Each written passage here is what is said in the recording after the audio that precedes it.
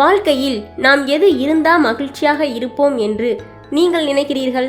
பணமா, பாசமா, இல்ல நிறைய பொருட்களா? எது இருந்தா மனநிறைவோடு மகிழ்ச்சியாக வாழ முடியுங்கிறது தான் நாம இன்றைக்கு ஒரு குட்டி கதை மூலமாக பார்க்க போகிறோம் நண்பர்களே. வாங்க பார்க்கலாம். இது உங்கள் டேல்ஸ் பை வித்யா. நான் உங்கள் தனலட்சுமி. ஒரு அடர்ந்த காடு அது. அதை சுற்றிலும் அழகான குட்டி குட்டி தீவுகள் இருந்தன. அந்த காட்டுக்கு ஒரு வயதான தலைவர் இருந்தார். அவருக்கு பிறகு அந்த மக்களை வழிநடத்த வேறு ஒருவரை நியமிக்க முடிவு செய்தார். கடினமான போட்டிகளை நடத்தியே அங்கு அடுத்த தலைவனை தேர்ந்தெடுப்பார்கள். 4 நாட்கள் நடந்த போட்டிகளில் 2 இளைஞர்கள் தேர்ந்தெடுக்கப்பட்டனர். இருவருமே சிறந்தவர்கள். இருவரில் யாரை தேர்ந்தெடுப்பது என்று பெரிய குழப்பம் வந்துவிட்டது அந்த தலைவருக்கு.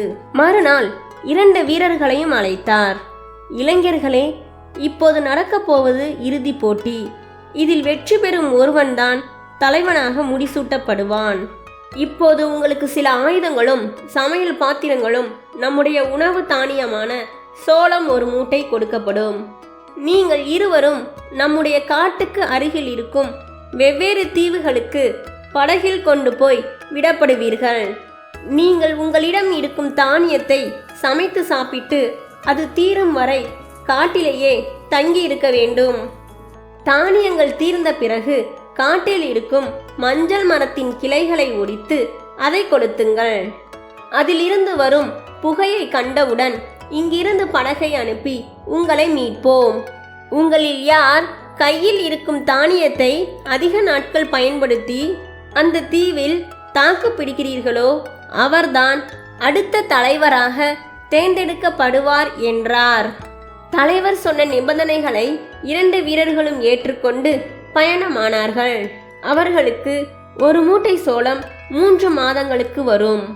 இறைச்சி தேவைகளுக்கு அந்த தீவில் கிடைக்கும் முயல்களும் மீன்களும் போதுமானதாக இருக்கும். ஆனால் சோள அடையோ சோள சோறோ சாப்பிட்டால்தான் அவர்களுக்கு பசி அடங்கும்.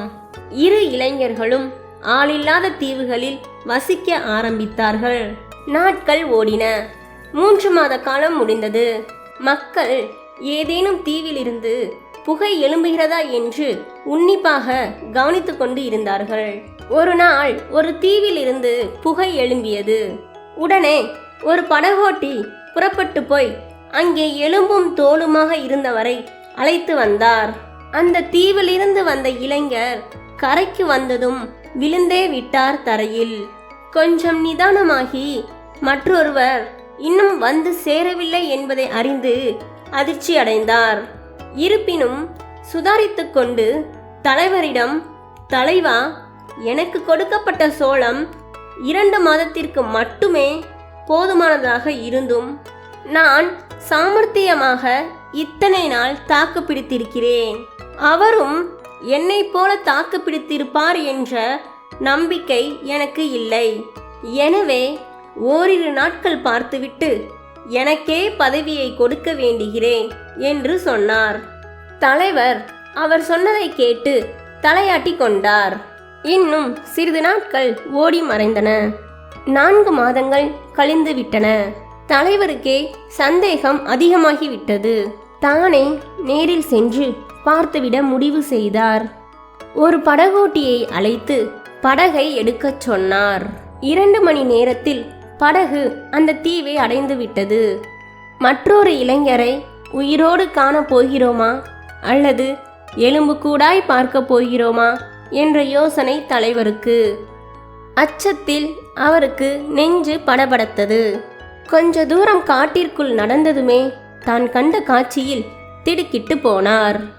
அங்கே மூங்கிலாலும் ஓலைகளாலும் கட்டப்பட்ட ஒரு அழகான வீடு தலைவரை வரவேற்றது.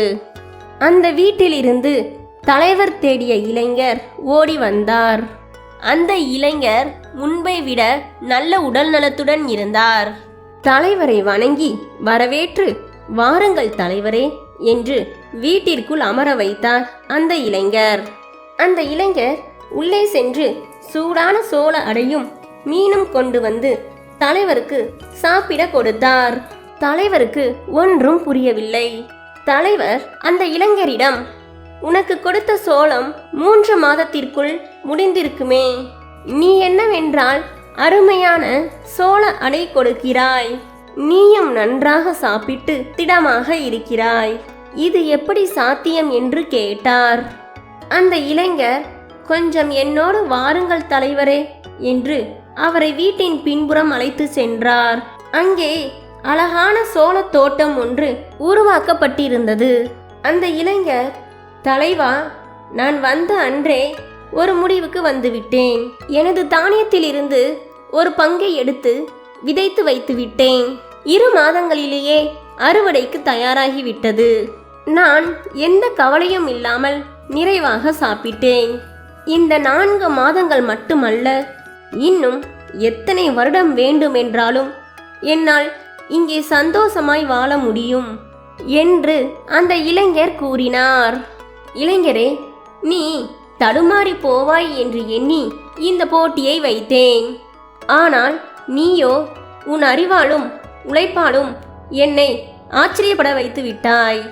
நம் காட்டிற்கு ஒரு நல்ல தலைவரை காட்டிக் கொடுத்த கடவுளுக்கு மனமார்ந்த நன்றி என்று தலைவர் கூறினார்.